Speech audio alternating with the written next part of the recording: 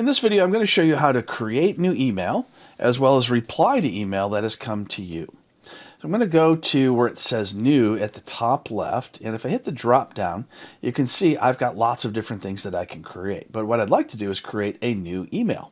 So I'll choose mail, and when that happens, it goes ahead and creates the mail on the right-hand side by default. Now, you can change the layout so it's going to be at the bottom instead of on the right-hand side. And there are multiple different layout options, which I'll show you in other videos. But by default, this is going to be the way it looks. So I'll just go ahead and type in one of the people in my organization. We'll just say it's Martha, for instance. And then I'm going to add a subject. And I'll make the subject of vacation. And I'll say, where are you going on vacation next week? And I'll go ahead and sign that. And now I'm going to choose to send it. I can also hit the drop down, and you can see that I don't have to send it right now. I could schedule the send for another time. So I'll go ahead and click schedule send, and you can see here that I can send it at a specific time and day. So I can click on customize time and choose that information here.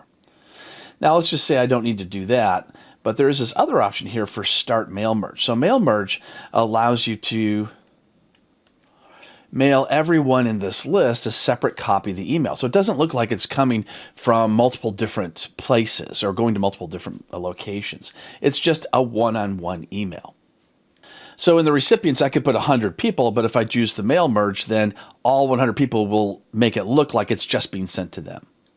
I'm going to go back to end mail merge and choose the plain old send, and I'll click send.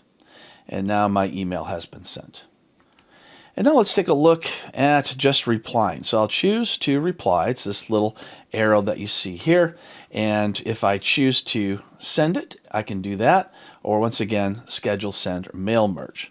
I'm going to cancel that by clicking on the little trash can here and show you the reply all. So if it's being sent from multiple people, I can choose to reply all just by clicking the multiple arrow option. Now in this case, there's only one person in there, but I just wanted to show you that that's how you do that based on that little icon that has the multiple arrows. Now if you want to forward the email, you can do that as well by clicking the forward button.